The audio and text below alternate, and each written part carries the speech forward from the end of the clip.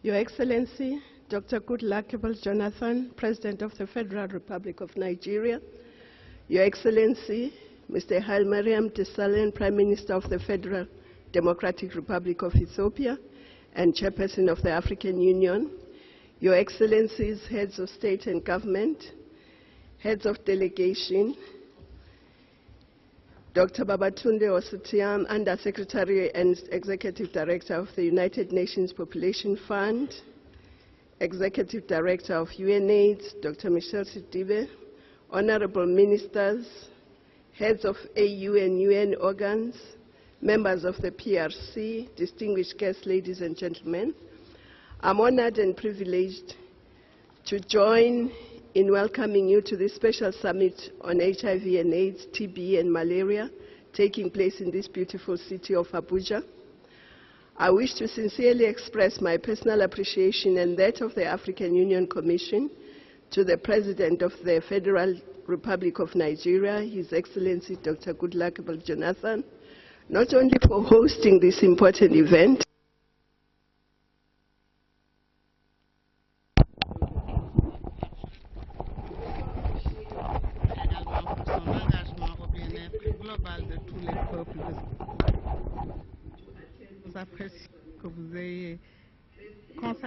TB and malaria have been held here in Abuja in year 2000, 2001 and 2006, and decisive commitments were undertaken by our leaders, including scaling up and accelerating universal access to prevention, treatment, care and support for HIV and AIDS, TB and malaria services by 2015.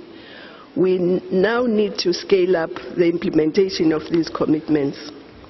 Excellencies, significant progress has been made by member states towards universal access to health services in general and HIV and AIDS, TB and malaria in particular.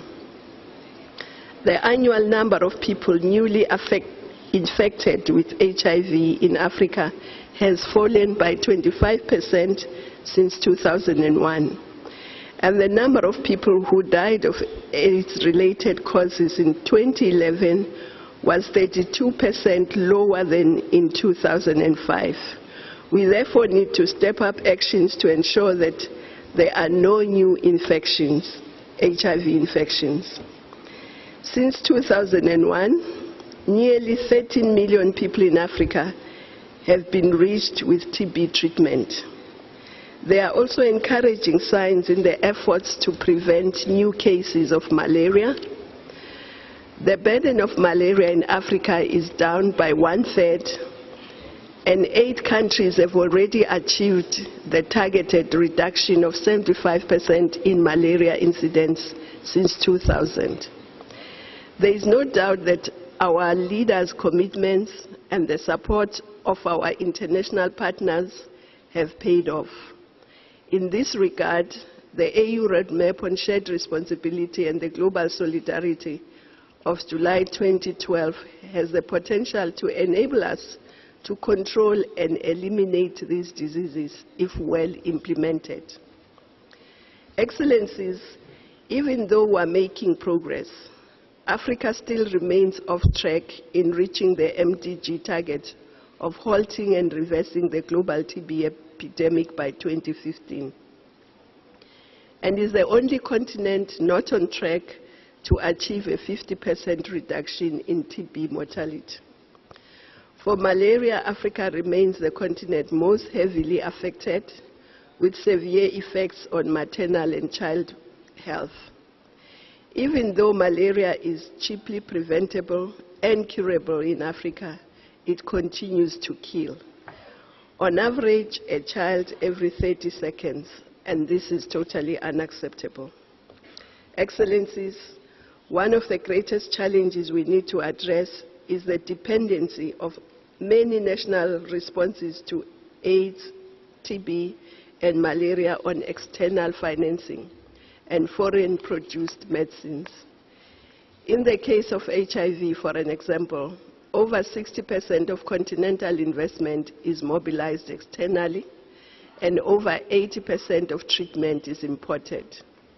We therefore need to accelerate the implementation of the earlier Abuja commitments of stepping up the mobilization of domestic resources and strategies for innovative financing to strengthen the health systems.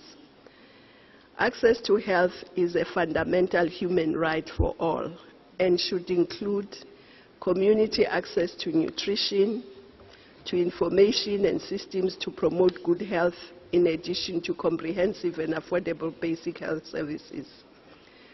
Today, we have the unprecedented opportunity to lay the foundations for ending the HIV, AIDS, malaria, and TB epidemics in Africa.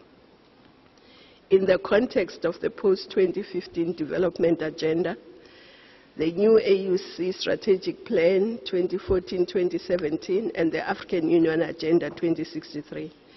Efforts to accelerate and sustain progress in the response to HIV, AIDS, TB, and malaria should be people-centered, grounded in human rights, gender equality, global solidarity, mutual accountability, and solidarity with vulnerable and marginalized groups. We must embrace proven and cost-effective measures, including micronutrients, supplementation, insecticide treatment, mosquito nets, and for those countries who deem fit, DDT, breastfeeding, and intervention to improve basic health care. There is also need to sustain information campaign on HIV/AIDS prevention and treatment, and help increase young people's access to youth-friendly, gender-sensitive health services that provide voluntary testing and counseling. Of course, nutrition is of paramount importance because malnutrition, as in any case with many other diseases, would impair the immune system of the victim, of the patient, thereby exacerbating the health condition. In addition to this, it is to be highlighted that the treatment also requires healthy, good, and sufficient nutrition to minimize the side effects.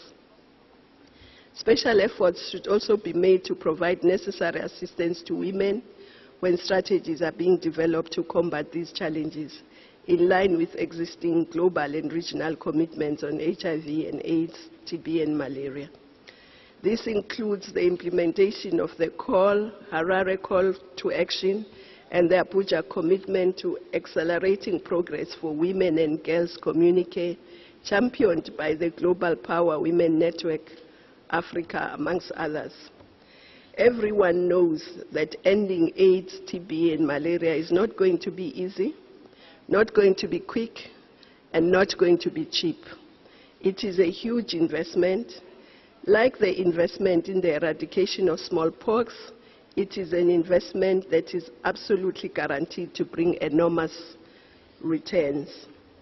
Excellencies, before I conclude, let me reiterate the importance of research in contributing to eliminate HIV/AIDS infections, sexually transmitted infections, in line with the expression of the commitment of the second high-level meeting communique of Global Power Women Network Africa. I quote, "We are committed to promote safe, ethical, beneficial, gender-sensitive research that aims at addressing the vulnerabilities of women and girls to ending HIV/AIDS infections and sexually transmitted infections, amongst other diseases," close quote.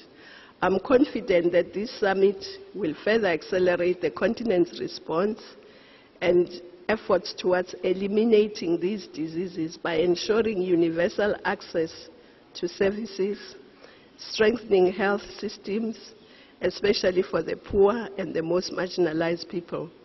Progress must be faster over the next few years. It is time for action and the final push. I thank you.